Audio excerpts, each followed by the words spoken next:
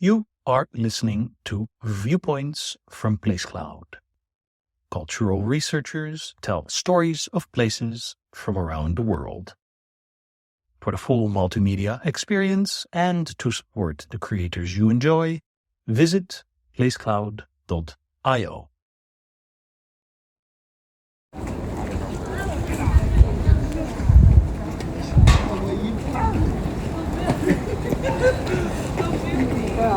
I'm standing at the Royal Observatory in Greenwich, looking down at a thin brass line set into the courtyard.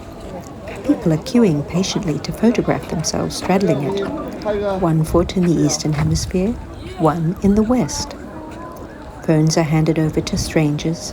There's a brief moment of ceremony, then laughter, and the next person steps forward. Behind me, the observatory dome captures the light. Below, the Thames bends slowly towards the sea. It's a surprisingly modest place to find what we call the centre of the world. And yet, here we are, at 0 degrees longitude. At first glance, the line feels almost mystical, as if the Earth itself has decided to divide it here. But of course, nothing in the landscape suggests that. The hill doesn't split, the river doesn't hesitate, the wind moves freely across it. The line exists because we decided it should.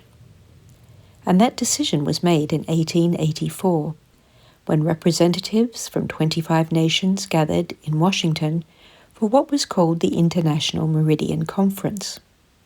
The problem they were trying to solve was surprisingly practical. The world needed a shared reference point.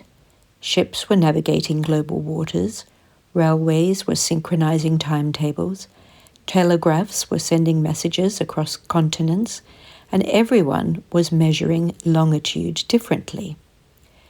The French preferred Paris, of course. Others proposed alternative meridians. But by that time, British naval charts were already used across the world. British ships mapped coastlines, British chronometers kept maritime time. Greenwich had quietly become the working standard long before anyone voted on it. So the conference didn't so much invent the Prime Meridian as recognize a reality already shaped by trade, empire, and navigation.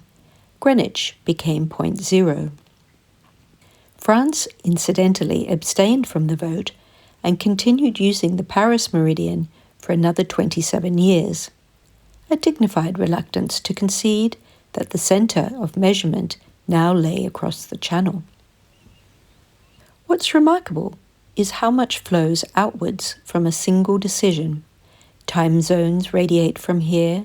Longitude everywhere on Earth is calculated in relation to this point. When your phone tells you where you are, satellites are effectively measuring your position relative to Greenwich. Every flight path, every shipping route, every global timestamp relies in some quiet way on this shared agreement. Standing here, it feels both enormous and strangely fragile, because if you step just a few meters away, the line disappears entirely. There is no mark in the grass, no seam in the soil. The Thames continues towards the sea without acknowledging our coordinates at all. Nature, as usual, has not received the memo, which makes the Prime Meridian one of humanity's more successful fictions. Not fiction in the sense of falsehood, but fiction in the sense of something imagined collectively and then made real through agreement. Because of this invisible line, ships don't collide, planes cross oceans safely, the global systems operate with extraordinary precision. But it also reveals something about power. The world is measurable, certainly, yet measurement always begins somewhere, and someone had to decide where that somewhere is.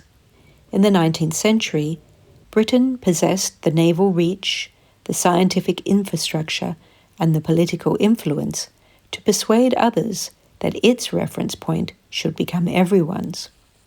A line drawn in southeast London became the organizing axis of the modern world.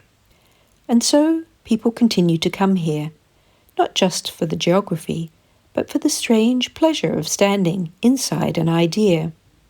We photograph ourselves balanced between East and West, participating in a story humanity has told itself in order to navigate a complex planet together. We're standing on something that doesn't physically exist, except that it does, because we agreed it does. The Earth turns exactly as it always has.